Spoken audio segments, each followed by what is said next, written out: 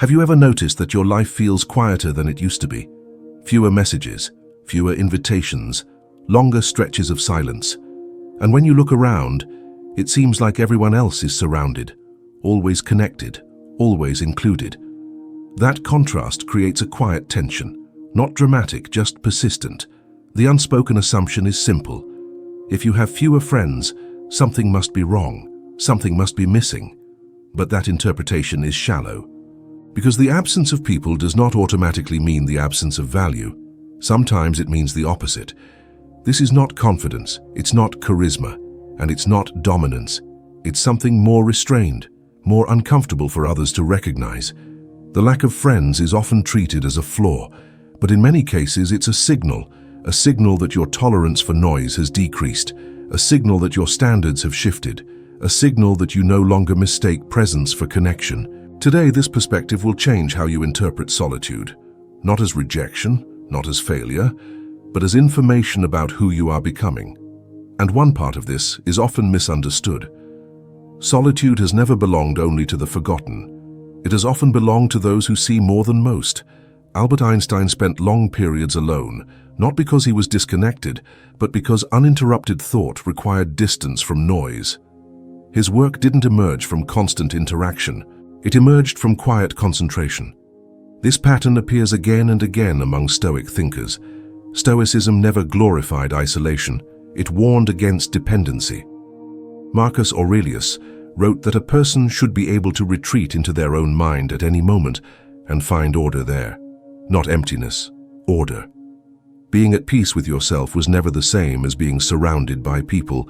Crowds can distract. Approval can dilute clarity. Epictetus was direct about this. He cautioned against careless association. Not everyone deserves access to your time, your attention, or your inner world. And Seneca went further. He warned that bad company does more damage than solitude ever could. Walking alone, when the alternative is losing yourself, is not weakness. It is judgment. These thinkers were not lonely by accident. They were selective by design. Their solitude was not a void. It was a boundary. And with that understanding, the lack of friends begins to look less like exclusion and more like discernment. This brings us to the first essential insight. Insight 1. Depth does not survive shallow environments. There is a specific kind of discomfort that appears in social spaces. You're present but not aligned. The conversation stays light. The values stay unspoken. Everything feels easy and empty. For people who think deeply, this friction is familiar. Surface-level environments reward speed, agreement, and constant stimulation. Depth slows things down. It introduces silence. It asks better questions. That difference creates distance. You may notice that conversations drift toward gossip, status, or repetition. And when you don't participate, the room feels colder.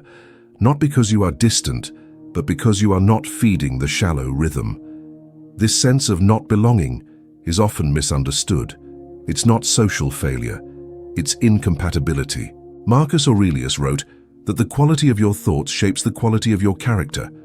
Where thought is shallow, connection rarely deepens. Where thought is disciplined, relationships require more substance. Easy relationships are plentiful. They ask little, they cost little, and they return little. Meaningful relationships demand attention, patience, and mutual depth. They cannot survive in environments built for convenience. This is why depth often looks like rarity, not because it is superior, but because it is selective. When your inner standards rise, your social circle naturally narrows, not as punishment, as alignment, and this narrowing, while quiet, prepares the ground for something stronger. Insight 2. Solitude as a training ground for self-mastery. Most people are not afraid of being alone. They are afraid of what surfaces when there is no distraction. Silence removes the usual escapes. No conversation to hide behind. No noise to dilute thought. For many, constant company becomes a subtle form of avoidance, a way to stay occupied without facing the self. When that company disappears, discomfort follows. But discomfort is not danger. It is exposure. Those who can remain steady in solitude develop a rare form of control. They are not dependent on reaction. They are not ruled by boredom. They are not pressured by the need to be seen. Epictetus observed that growth often looks strange to those who are still seeking comfort. A person who no longer needs constant validation appears distant, even unsettling. This is why choosing solitude is often misread. It looks antisocial. It looks cold. In reality, it is disciplined. Time alone becomes a place where impulses weaken and clarity strengthens, where emotions are observed instead of obeyed, where attention returns to what can actually be controlled. Freedom begins here, not the loud kind, the quiet kind, the freedom of not needing an audience, the freedom of not borrowing identity from others, the freedom of being complete in your own presence. And once this freedom is established, the meaning of connection changes entirely. Insight 3. Fewer connections, greater weight. There is a quiet trade-off most people never examine. They choose many connections over meaningful ones, not because it fulfills them, but because it looks safer. Our large circle creates the impression of security. But impressions do not sustain character. Shallow connections demand constant maintenance, messages without substance, presence without trust, interaction without growth. They consume energy while offering little return.